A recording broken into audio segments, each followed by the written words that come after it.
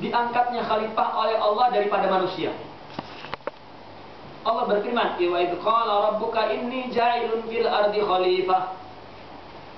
Kata Allah, aku ya, ketika Tuhanmu berkata, aku ingin menciptakan khalifah. Khalifah itu wakil. Yang namanya wakil mesti banyak sama sifatnya dengan yang mewakilkan.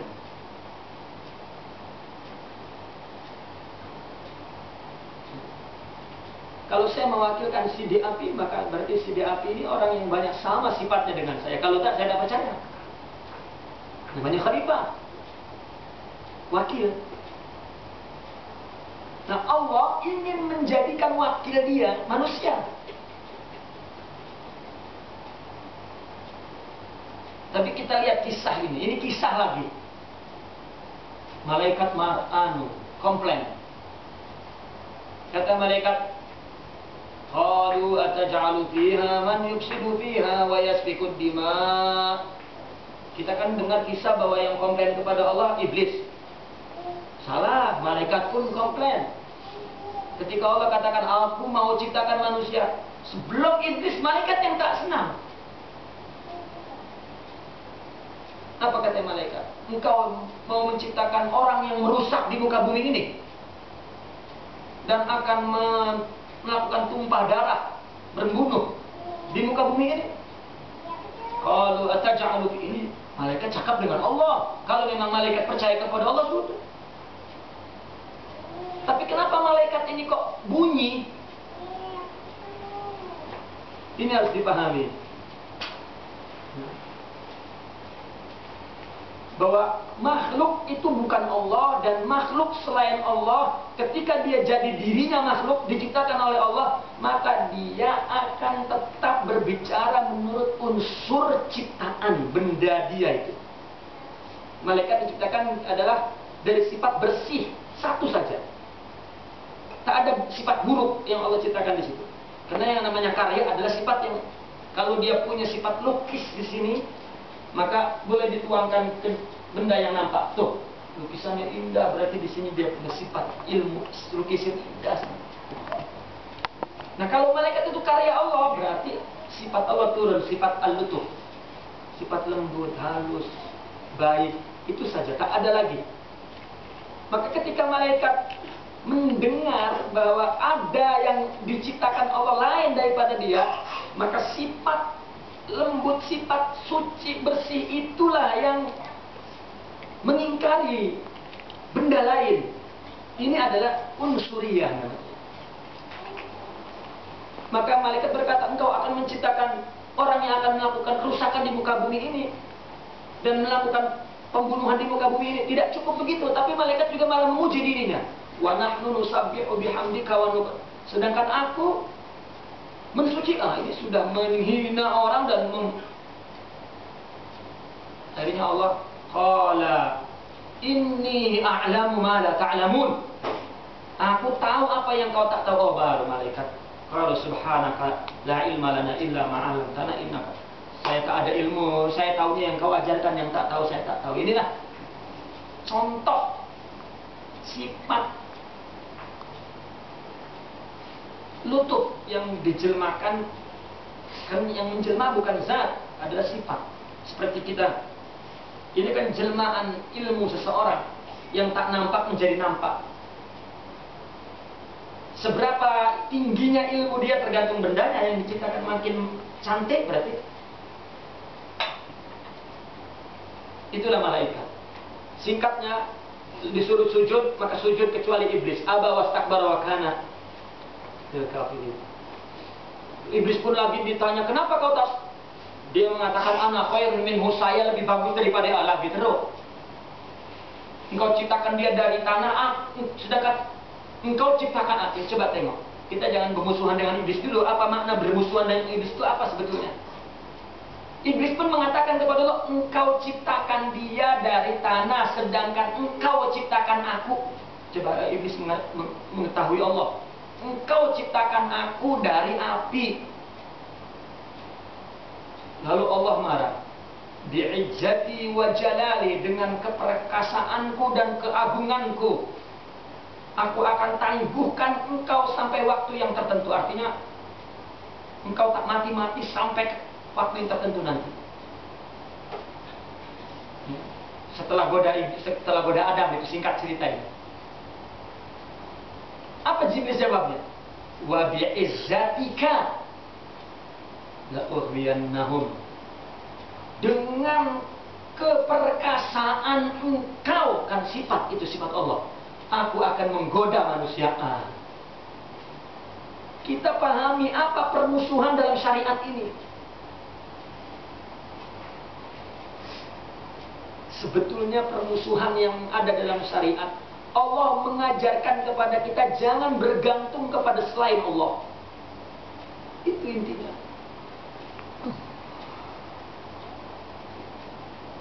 Maka Allah kasih kata sifat buruk menurut syariat, karena yang dari Allah tidak buruk. Seperti bayi, anak baby kecil, orang tua tidak mungkin buat jahat kepada anaknya. Apa yang dari orang tua baik, tak mungkin buruk untuk anak, tak ada. Kalau yang orang tua bagi kepada anak itu buruk, orang tua kurang ajar. Tapi tak ada yang namanya orang tua. Orang tua tengok anaknya umur 7 tahun dengan penuh kasih sayang, tapi tengok orang lain umur 7 tahun berbeda. Padahal sama manusianya, sama umur 7 tahunnya, sama itu anak kecil perempuan misalnya sama, tapi kenapa bezanya? Artinya ini juga satu tajalli Allah yang perlu dipahami, bahwa tak ada orang tua berbuat jahat, tetapi ketika anaknya ini tak mau tidur, karena dia baru 2 tahun misalnya, tak mau tidur, maunya main, maka terpaksa orang tua membunyikan suara kucing. Ini kan buruk bagi anak. Oh, takut tidur. Padahal maksudnya untuk kebaikan. Tidak buruk bagi orang tua, tapi bagi anak itu buruk. Iblis bagi Allah tidak buruk. Bagi kita buruk, karena Allah ingin manusia lari ke Allah, datang ke Allah. Maka Allah ciptakan nih, karena Allah yang berfirman dalam Al-Quran, yahdi may yasha, Allah yang beri hidayah kepada siapa yang Allah kehendaki, wa yudillu may yasha, dan Allah menyesatkan kepada siapa yang Allah kehendaki. Hidayah bentuknya malaikat, menyesatkan bentuknya iblis. Maka kita jangan pikir malaikat, jangan pikir iblis, pikir Allah. Kita lagi cerita tentang iblis saja, gibah iblis. Loh, untuk apa? Kasihannya iblis dicipta. Loh. Kasihannya orang kafir diciptakan kafir. Loh. Tak paham pun.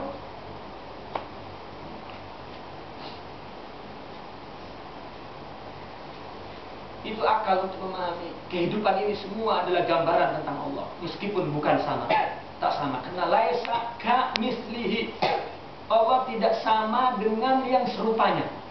Kita kan dianggap yang mumasalah, yang serupa, tapi tak sama. Kalau yang serupa tak sama, apalagi Allah disamakan dengan yang serupanya, kan tak sama.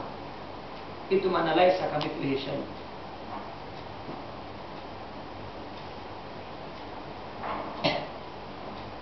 Nah, lalu pertanyaannya sekarang, kenapa Allah katakan khalifahnya manusia, bukan malaikat? Malaikat sudah minta itu, iblis pun tolak. Sebetulnya ini kisah untuk menjelaskan hakikat manusia, hukum manusia, dan jati diri manusia. Sebetulnya seolah-olah hidup ini, dunia, Allah ciptakan selain Allah, makhluk adalah untuk manusia. Pelakon utamanya manusia. Itu film-film dibuatkan, ya, ada kereta, ada rumah, ada apa, itu pelakon utamanya manusia. Itu diadakan, harus ada.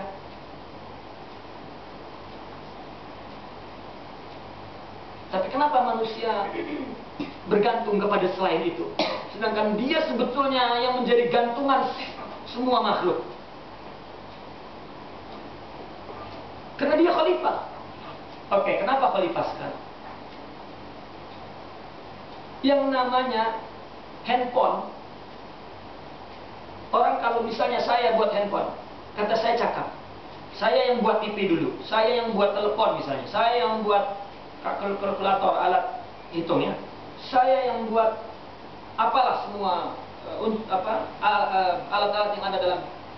Kalau dibuat satu-satu, kamera sendiri, televisi sendiri, terus mesin hitung sendiri semua. Tapi lalu saya bilang ini ciptaan saya, kalkulator ciptaan saya semua. Itu sekarang saya ciptakan semua yang saya cipta dulu secara independen, sendiri-sendiri saya satukan di sini. Tak ada lagi ini karya terakhir yang hebat. Ini menunjukkan semua keilmuan saya, tak ada lagi. Nah, maknanya sudah lengkap di sini. Itu yang dimaksud khalifah. Jadi kalau kita khalifahnya adalah malaikat, kita tak dapat lihat Allah kekuasaannya karena sifat baik saja. Kalau misalnya khalifahnya iblis, apalagi?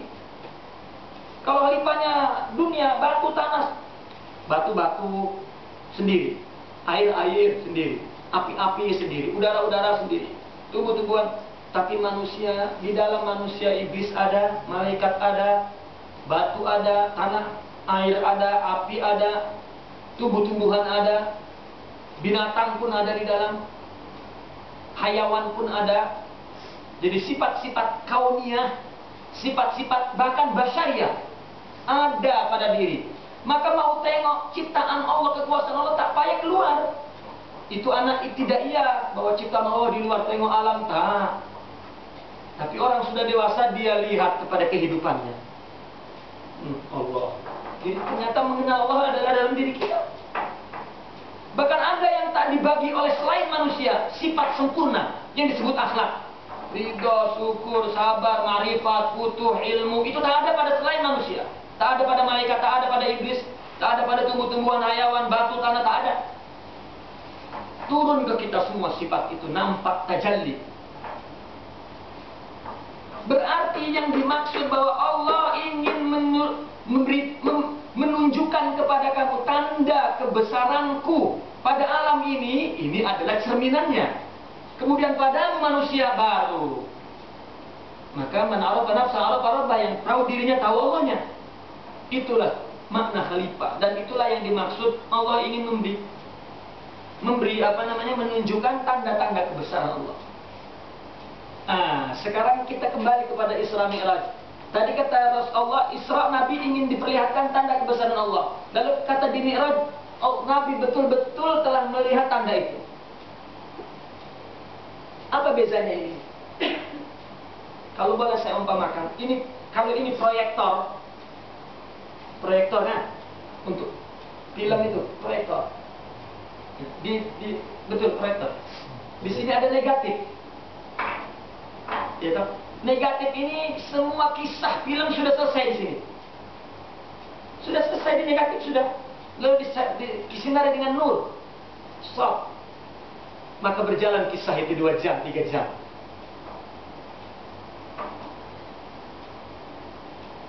Ya. Nah, orang yang berlaku di situ belum selesai kalau belum habis 3 jam. Kalau negatifnya 3 jam. Tapi kalau kita tengok negatifnya nggak perlu 3 jam, 1 detik selesai. Oh, ini negatifnya sudah. Yang saya tanya, ada tak ketika film itu dimulai, proyektor itu dijalankan, lalu sinarnya terus di layar itu mula kisah itu berjalan dari, ya. Ada tak orang yang ada di dalam layar itu dia tak sabar, saya mau tengok kepada negatif itu bila habisnya nih kisah ini, dia pergi ke negatif. Ada tak orang yang dari layar itu keluar ke sini untuk tengok negatifnya? Tak ada. Kalau ada pun mimpi mungkin. Tetapi Muhammad Rasulullah Sallallahu Alaihi Wasallam adalah yang ada dalam layar itu diambil oleh Allah untuk tengok negatif. Nih, tengok dunia sampai akhirat, tengok Nabi di Mi'raj itu, tengok, itulah ayat Allah yang dilihat oleh Rasulullah Sallallahu Alaihi Wasallam. Maka Nabi boleh memisahkan sampai hari kiamat, manusia lari ke Nabi Adam, lari ke Nabi Musa, Nabi kisahkan sekarang. Dari mana Nabi tahu? Ya memang dari wahyu itu, cara akal untuk memahami. Tetapi dari Mi'raj itu sebetulnya Nabi sudah tengok. Maka pulang dari Mi'raj, Nabi tak sedih ditinggalkan Sayyidah Khadijah, tak sedih ditinggalkan Abu Thalib, tak sedih karena dia tengok bahwa dialah orang yang sempurna di muka bumi ini. Dialah dakwahnya akan menang, dan dialah nanti di akhiratnya akan memimpin, dan dialah. Nabi tawadu kepada Allah karena Nabi melihat betapa dirinya sempurna. Satu-satunya makhluk yang masuk ke wilayah Allah adalah Muhammad SAW. Sidrah Al-Muntaha. Ini Rajab, bulan yang sangat besar. Kalau kita mau mendapat berkah bulan ini, puasa, zikir, luar biasa.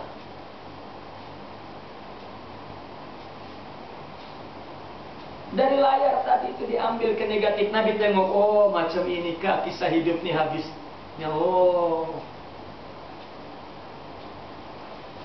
Sallallahu alaihi wasallam. Maka lepas itu Nabi sering kata, saya di zamanun, nanti akan datang satu masa, nanti akan datang satu masa macam ini, nanti akan datang satu masa macam ini. Nabi sudah katakan itu, karena Nabi tengok negatifnya.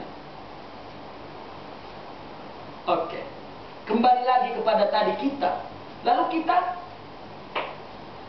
ayat apa yang dibagi Allah? Nabi pulang daripada Mi'raj cuma bawa satu perintah syariat, itu namanya sholat. Tak ada perintah agama yang diambil dari alam ilahi, Sidratul Muntaha. Yang Jibril masuk ke alam itu tak mampu. Nabi SAW ajak Jibril untuk masuk, tapi kata Jibril tak mungkin. Jibril itu begitu tengok sinar sidrah, ya, dia layu macam baju, macam jubah kosong, tak ada isi orang di dalamnya, kena sinarnya. Tapi Nabi masuk jasad dan waruhan. Di Al-Quran dikatakan kau bakal saya dekat sangat, au adna, lebih dekat lagi dari itu.